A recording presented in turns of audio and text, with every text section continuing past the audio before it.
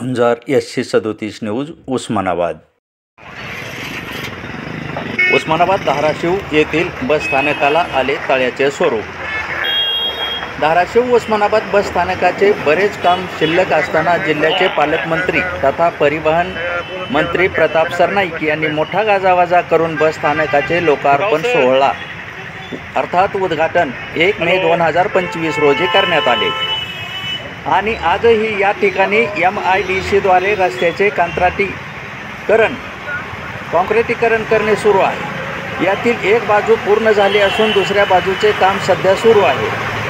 अशातच आज सतत 2 दिवस पावसामुळे पूर्ण झालेल्या कामावर आज तलावाचे स्वरूप आल्याचे आपण पाहत आहोत। हे का झाले याचा शोध घेतला असता बसस्थानकासमोर जी नाली आहे ते सार्वजनिक बांधकाम विभागाच्या अखत्यारीत येते।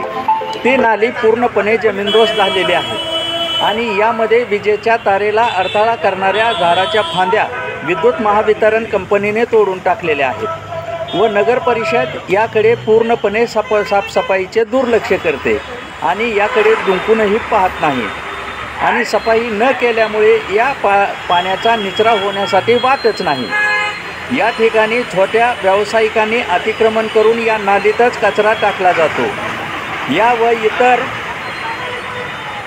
या अतिक्रमणाकडेही सार्वजनिक बांधकाम व नगरपालिकेचे पूर्णपणे दुर्लक्ष असल्याचे दिसून येते। या व इतर कारणामुळे आज बसस्थानकाला तलावाचे पूर्णपणे स्वरूप आलेले आहे आणि प्रवाशाची गैरसोयही झालेली आहे। या ठिकाणी बसस्थानकामध्ये जाण्यासाठी मोठी प्रवाशांना आणि बस चालकांना तसेच इतर वाहनांनाही मोठी कसरत करावी लागली आहे। या ठिकाणी आपण पाहत आहात या ठिकाणी विद्युत महामंडळाने या तारेला अडथळा करणाऱ्या व या व्यावसायिकांनी टाकलेल्या कचऱ्याच्या कॅरीबॅग या पूर्णपणे या पुलाच्या खाली पूर्णपणे अडकलेले आहेत। यामुळे हा संपूर्ण पाण्याचा निचरा न झाल्यामुळे या ठिकाणी मोठा तलाव साचल्याचे आपण पाहत आहोत।